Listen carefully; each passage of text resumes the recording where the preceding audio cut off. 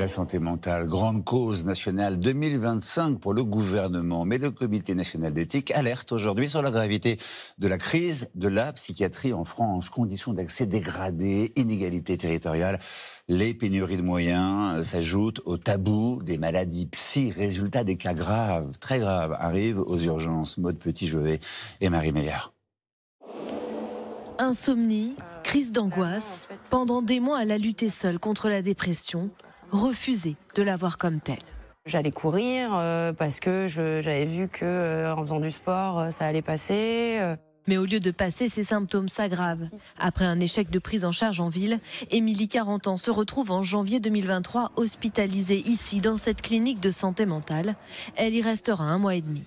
On est suivi tous les matins par un rendez-vous psychiatrique, il y a une psychologue, tout est fait pour qu'on soit encadré et rassuré.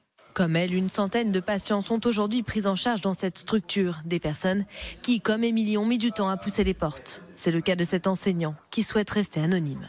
Effectivement, cette culpabilité, cette volonté de tenir coûte que coûte. J'en ai très peu parlé, puisque ce genre de maladie, c'est toujours difficile. C'est pas quelque chose de visible, c'est pas quelque chose qu'on peut toucher. Donc tout ce qui est invisible fait peur de manière générale. Tabou de la maladie ou déni de l'entourage, des parents notamment.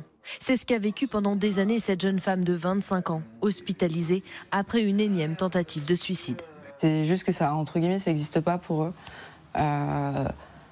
Si on va mal à la limite physiquement, mais on va pas mal mentalement. Donc alors c'est juste qu'on est feignant et on a juste à se mettre un coup de pied aux fesses et puis c'est bon quoi.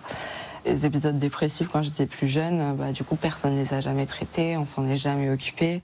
Une prise en charge tardive qui n'est pas sans conséquences. D'abord parce que les patients souffrent et c'est des temps de souffrance qu'on pourrait éviter. Si je suis en dépression et que personne ne me prend en charge vraiment, je vais avoir tendance à me replier sur moi-même. Je peux aller aussi vers des addictions, vers d'autres produits, avoir une tendance à m'automédicamenter. Donc après, ce sont des symptômes qu'on doit traiter en plus, supplémentaires. Et puis la dépression peut s'aggraver. La décompensation, ce qu'on appelle décompensation psychique, plus elle est lourde, plus on va prendre du temps pour pouvoir la prendre en charge et la soigner. Selon le collectif Grande Cause Santé Mentale, la moitié des personnes touchées par une maladie psychique n'en parleraient à personne, par peur, par honte.